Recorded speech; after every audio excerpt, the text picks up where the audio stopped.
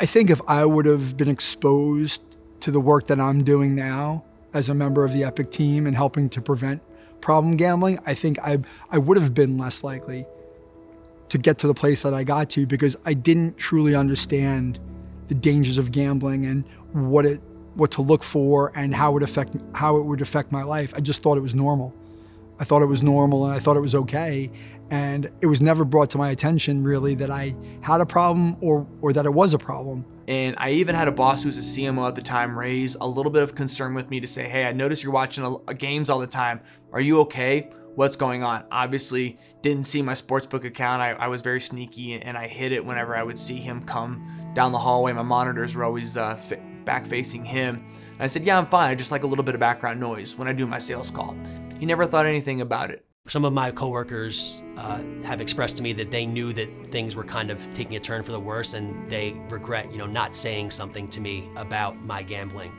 But I think with the access and how easy it is, it's just very hard for somebody to realize the harm that you could be doing, because there's just no way to know. And it's just so easily accessible. You can be gambling yourself and not even realize what you're doing and that it's a problem. And so even in the work that I was doing, I was working with people with alcohol problems, cocaine problems, opiate problems. Nobody talked about gambling. Nobody brought it up.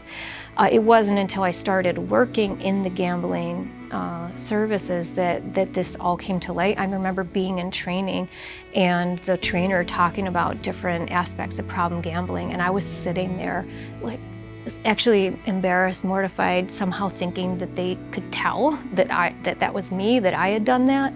And then it would be, working with people and hearing things that were very familiar to me. When gambling takes up more and more of your time, becomes more and more of a priority, just be aware that it can be a problem. And gambling addiction is something that is real and that needs to be talked about.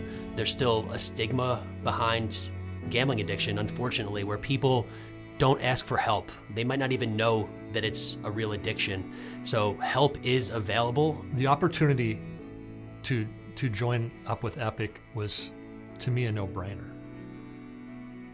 The Epic is in complete alignment with what I want.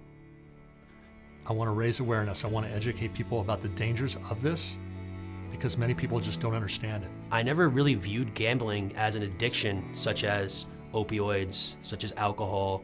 I didn't know that there was a program or treatment for gambling. Accessibility matters. We have so much accessibility to gamble.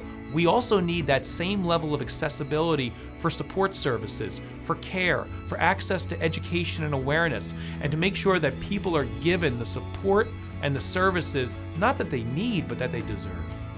And I truly hope that my story will help somebody out there not get to the level that I was at, recognize something in themselves or somebody else, and just reach out for that lending hand and say it's okay to not be okay.